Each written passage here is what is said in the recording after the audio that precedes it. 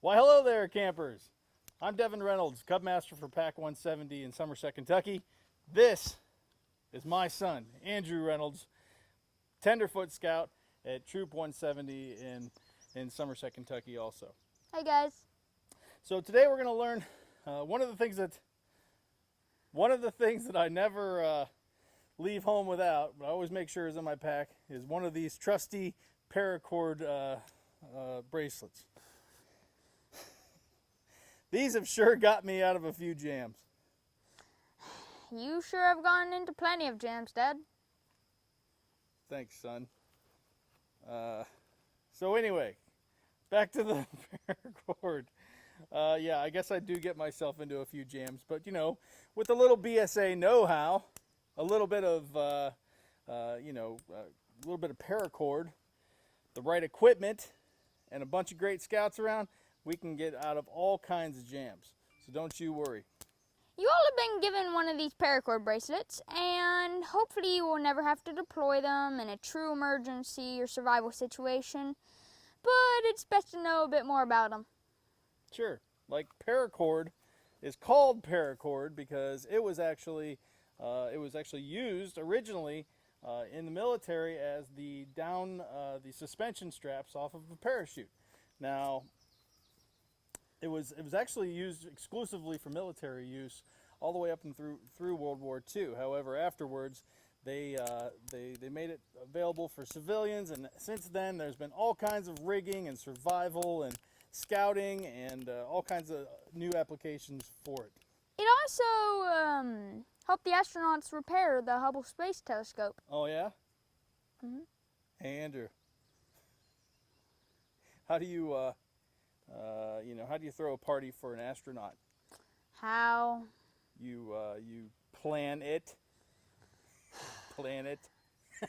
Dad. Anyway, back to the Paracord. So Paracord is made up of 7 to 9 strands of nylon string, but those nylon strings can also be broken apart into 2 or 3 individual threads. So each one of these bracelets actually has about 8 to 12 feet of paracord in them. So that's pretty good, and that you can do a lot with the paracord, that 8 to 12 feet. But if you get in a pinch out there, you can always take it apart and you take the paracord apart, take the strands out, tie those together, and have a longer length string. What are things you've used paracord for? Well, lots of things, like stringing a pack up a tree, to make sure that your food or whatever stays free from raccoons and bears. You can definitely use it for that. I'll show you how. You just need a long enough piece of paracord and a sturdy branch. You mean like that one up there? Sure, that'll work perfect. Let's see what we got here. Hold that end for me.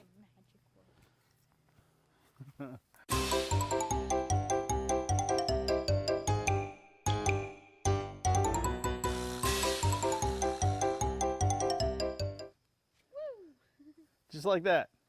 You'll just tie this off to the tree when you're ready.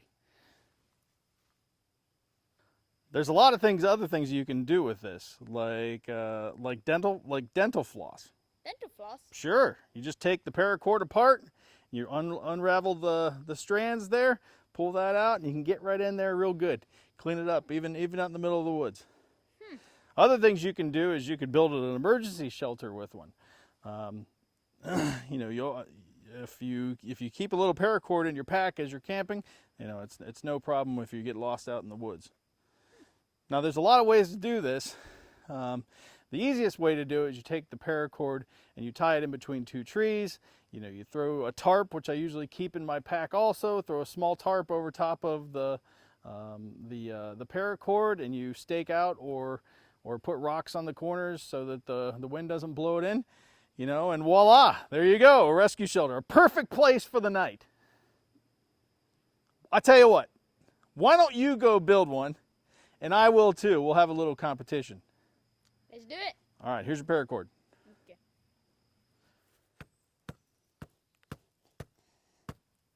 Okay. That looks pretty good. How's yours coming? Oh, God! Dad! Your pants are drooping a bit in the back. Whoops! Sorry about that, Andrew. Never fear, though. I've got a fix for that. Little trusty paracord makes a fine belt. You just take this and you run it through your belt loops, like so. And presto, changeo, alakazam. You have a paracord belt. This stuff is amazing. We'll get this through here, just like that. Now, I always recommend, this is, you know, the scouting knot, a scout's favorite knot is always the square knot. However, in this application, I definitely recommend a bow knot or a shoelace knot, because if you get in an emergency situation, you don't want to have to figure out how to get a square knot out. Okay? Hey, Andrew. What? That reminds me. How do you tie things in space? How? With astronauts.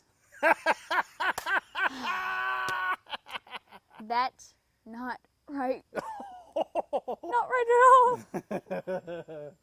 Hey, why don't you take them on, while I'm finishing up my shelter over here, why don't you take them on a tour of yours? That's a pretty good idea.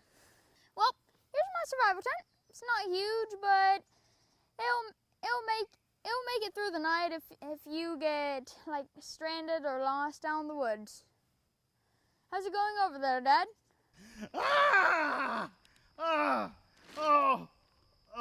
It seems my tent has gotten the best of me. Oh, Andrew, I think I slipped and twisted my wrist. Okay, Dad, don't worry. I'll get it fixed up for you. It's a good thing we brought this paracord out to the woods with us. Just takes a couple of little broken twigs and sticks to stabilize the limb or broken bone, and I think that's pretty good. Yeah, that feels better already. I just did this so that we could show the audience, you know, how to do this. That's the only reason. Totally. Well, you know, if you carry a bandana with you, you know, you can use that to build a sling. But I'm gonna use my neckerchief in this situation. This is one of the reasons Boy Scouts always wear their neckerchiefs. Okay. I'd help you, but my wrist hurts so bad. I know, right? It's like, yes, I'm pretty sure, yeah. Mm-hmm. That's good. Let's wrap that around my neck. Oh.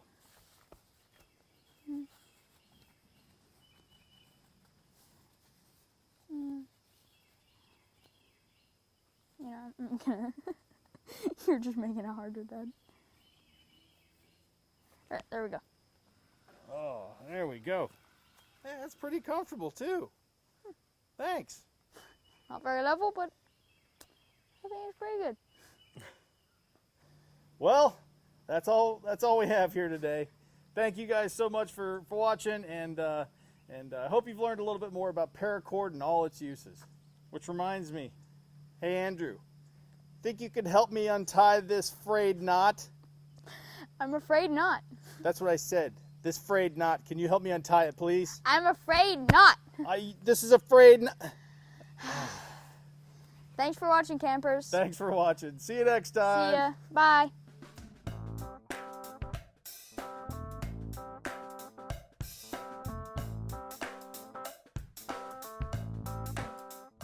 The square knot is often the first knot Scouts learn to tie. The square knot is a binding knot.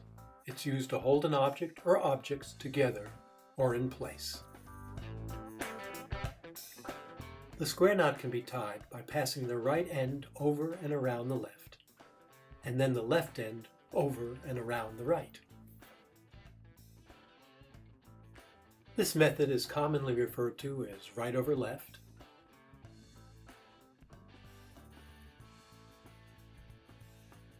and left over right.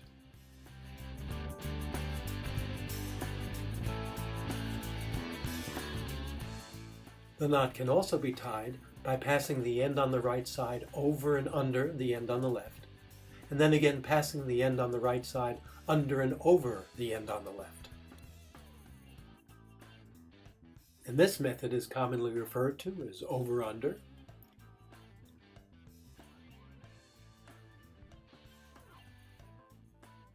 and under-over.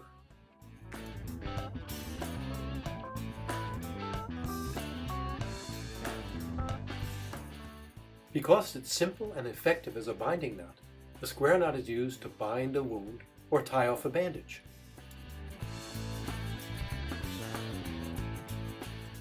And because it can be tied down onto an object, the square knot is frequently used to fasten a line around packages.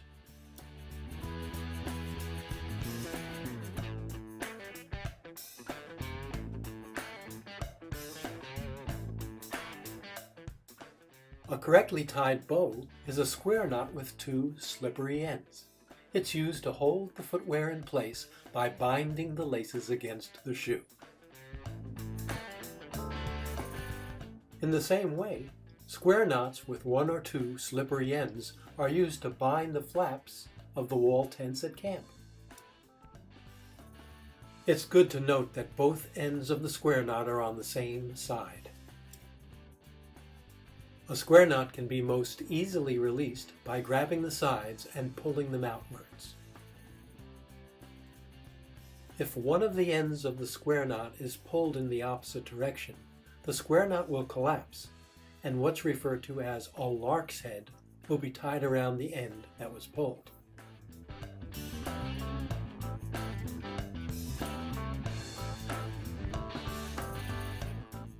When a square knot has been incorrectly tied, the result is known as a granny knot.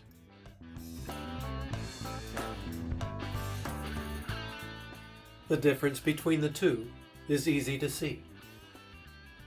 Additional information about the square knot, with a foolproof way to always tie it right, can be found in the how-to video series Pioneering Skills under Pioneering Knots, Square Knot Visual Approach.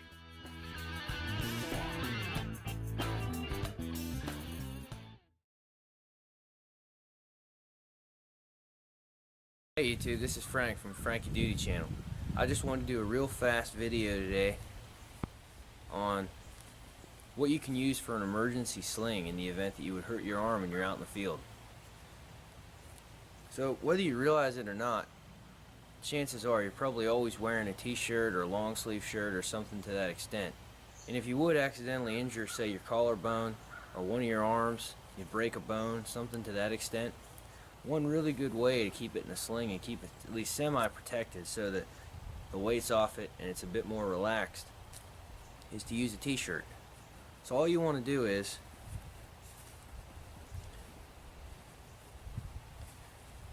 just kind of put your head right through the hole, just like that, and then kind of wear it like a necklace. And if we say that I injured my right arm, I'll just go ahead, pull it down, put my right arm, my elbow down into the shirt so that it's holding it pretty good, right like this. Then you can go ahead and actually use the left armhole and go ahead and put your hand right through. So now you kind of have an emergency sling, and it renders this arm in a relaxed state, and I still have a free hand here. And this kind of really, again, this is nothing official, just an emergency kind of situation. So anyhow, that's about it, guys. I hope this helped you in some way, and hopefully you never need to use this, but in the event that you would, I hope it benefits you. Thanks for watching.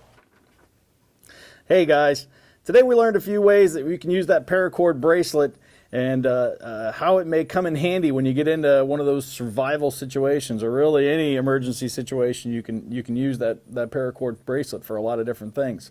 The Boy Scout motto, "Be prepared," right, is instructional for life in general, right? And it's a good thing for not only Boy Scouts. It's a good motto not only for the Boy Scouts, but for people to use for whatever you're doing. Whether it be a school assignment, you want to be prepared for that, right? Whether it be a task around the house, you want to be prepared for that. Practicing for a sport or an academic team or competition or really anything that arises, be prepared is great words to live by, okay? Carrying a paracord bracelet around with you, just one example, so I hope you enjoy yours. One of the most important ways that you can prepare yourself for life's little unexpected hiccups, little crazy moments, is to keep your mind and your body healthy. Most of the time, you have the ability to choose. You have the ability to choose what kind of life you're going to lead, right? Is it going to be a healthy lifestyle or an unhealthy life? Okay, so things that I want you to make good choices for. Number one, get plenty of exercise. Okay, that doesn't mean you have to go out and run a marathon, but you know, this could be something as simple as going for a walk every now and again, or taking a bike ride around the block, or maybe even gathering some friends together and going for a longer hike in the woods. Other things are, the second thing I want you to think about is eating properly. You got to try a lot of different kinds of foods. Okay, I know that there is a place and time for pizza and chicken tenders, okay, but those should not be staples in your diet. Get out there and try some new stuff. Salads and fruits and vegetables and all those kinds of things are good fuel for your machine, right? Your body, your machine, okay? Get plenty of sleep. Okay, your ability to make good choices is heavily impacted by the amount of rest that you get. So you have to be prepared. You have to prepare yourself to sleep every night. Okay, in addition to the normal nightly grooming activities like brushing your teeth and those kinds of things, you also want to limit the amount of screen time that you have before you go to bed. You got to let your brain shut off, okay? And that way you get the rest that you need, right? If you don't do those things, you're going to have a hard time completing simple tasks, and operating as efficiently as you could. And probably the most important thing, to be honest with you, is try to avoid putting anything into your body that could cloud your judgment or could cause permanent damage. What are we talking about? Drugs, right? We have to stay off drugs. So this means avoiding the use of all drugs, okay, including alcohol, tobacco, vaping products, illegal drugs, prescription drugs that are not just prescribed for you or you're using them improperly. Even over-the-counter drugs can do a lot of damage if you're using them in a way that they were not intended, okay? So stay off drugs. As we demonstrated here today, there's lots of ways to have a great time in the woods or in the outdoors and be prepared both physically and mentally for any situation. You don't need drugs to have a great time or to make friends. In fact, if you have people in your life that are urging you to do these things that you would call friends, I'm here to tell you those are not your friends. Okay, you need to get away from those people. So, with that, you guys have a great day. Thanks. Go have yourself a great, fun, drug-free, fun-filled adventure, and we'll talk to you soon. Thanks. Bye.